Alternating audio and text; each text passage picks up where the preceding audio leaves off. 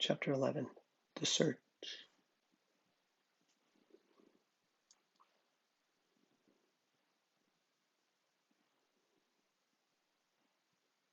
I can't sing it. The Search. Simber soared towards the sun, which was just beginning its descent for the day. Alex shivered and wished he'd brought a jacket. It was much cooler flying this high over the middle of the ocean, and really, he had other things to do. He wished his friends hadn't chosen today, of all days, to mess around with Miss Morning's boat. He wished. Alex pulled himself up closer to the stone cheetah's neck, trying to hide his face from the wind that whipped his hair all around and stung his eyes. He had no idea how fast Simber was going, but it was much swifter than Alex had ever moved before. That was certain.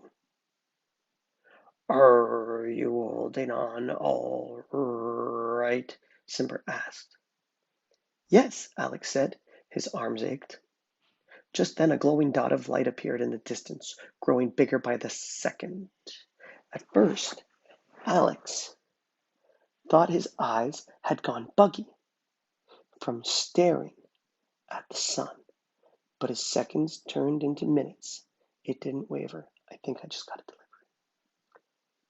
Soon it reached Alex and Simber and reversed its course to remain in a position just within Alex's grasp.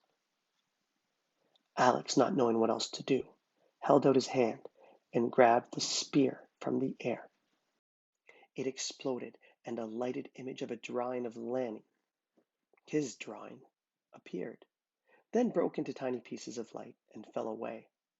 Instantly he remembered the spell Lanny had created for Mr. Appleblossom. "We're going the right way," Alex cried out to Simber. "Lanny sent a seek spell so that at least they're all right," he said, hope in his voice. "Well," growled Simber, "at least she is, or was, whenever she sent it." The short blast of relief disappeared, and fear returned to Alex's belly. He didn't know. That's your belly. That's your belly. That's your belly. You got fear. Oh, there's your belly. Sorry. That's your belly. There's your belly. That's your belly. Yes. He didn't know how long it took for a seeking ball of light to travel, and who knew how far away his friends were. He leaned forward again, searching all the harder. Within an hour they were closing in on the nearest island. Alex strained his eyes toward the water below, looking for the boat, but was fooled over and over again from this height by foaming whitecaps. The sea below was getting choppy, but he didn't need to worry. Simber's keen eyes soon spotted the boat without a problem. The giant stone cheetah dove down to get a closer look, making Alex's stomach catch in his throat. They hovered over the boat for a moment. It was empty. "There are component vests on the seat, and no sign of their owners," Simber growled, highly displeased. Alex's eyes widened and his gaze darted from the boat to the shore to the lush green center of the tall rocky points of the island. "Where are they?" Simber flapped his powerful wings and headed for the island. "That's what we're going to find out." His voice was gruffer than usual, and it made Alex feel like he should be worried.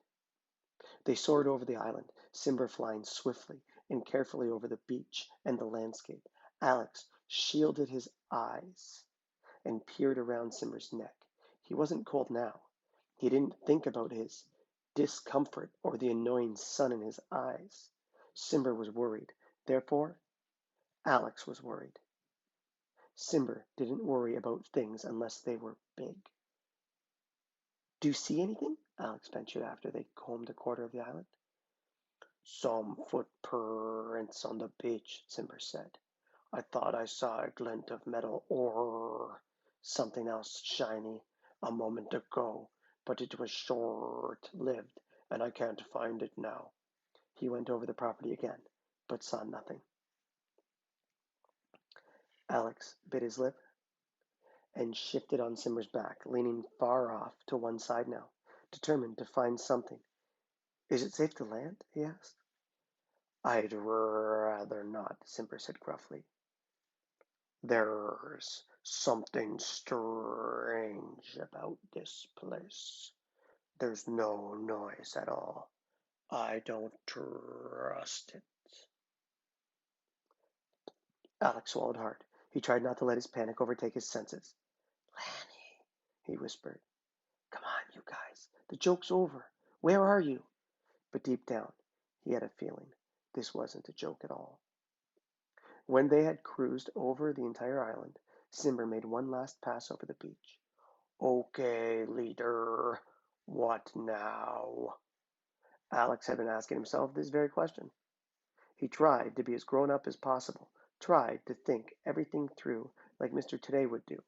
Finally, he said, do you think it's truly dangerous for us to go ashore and explore? For you, yes. For me, probably not. Alex bit his lip. Could he rightfully ask Simber to risk going ashore alone? Simber cleared his throat. He hovered over the beach, watching and sampling the air, waiting. Would you? I mean, what do you think? Alex couldn't ask such a thing. Simber strained his neck and looked over his shoulder at Alex. Do it, Alex, he said. It's your job. Alex pushed his tangled hair out of his eyes and sighed. Okay, fine. Simber, please drop me into the boat and go on ashore and to do a little exploring. But be very careful. Simber nodded. That's the best idea you've had all day, he said. He darted over the water to the boat and slowly lowered his body so Alex could safely drop into it. Be careful, Alex repeated as Simber flew the short distance to the sand and landed gracefully. Alex hung over the side of the boat, his knuckles turning white as he gripped the railing, watching Simber slink towards the trees like the hunter he truly was. Please find them. Please find them, he whispered over and over, his teeth chattering from nerves. Please let them be okay. His heart leapt when Simber started running through the trees, as if in pursuit of prey. Alex stood up straight, straining to hear something, anything from the direction of the island. But as before, there was eerily no sound at all. When he heard a small splash nearby, he jumped. He imagined a team of islanders coming up out of the water from underneath the boat to attack him. Now that the beast was out of the way, dizzy with self-imposed fright, he grabbed the paddle from the side compartment of the boat with one hand and a heart attack component with the other and looked quickly all around the water. He heard another splash, and this time he could pinpoint it. It was coming from the back of the boat. Alex raised the paddle above his head with his right hand and pulled his left hand back, holding the heart attack component, ready to fight whatever it was. He carefully peered over the stern. When he saw her, one arm slung loosely around the boat's ladder, he sucked in a breath, for indeed, he nearly didn't recognize her at first. Meg, he whispered.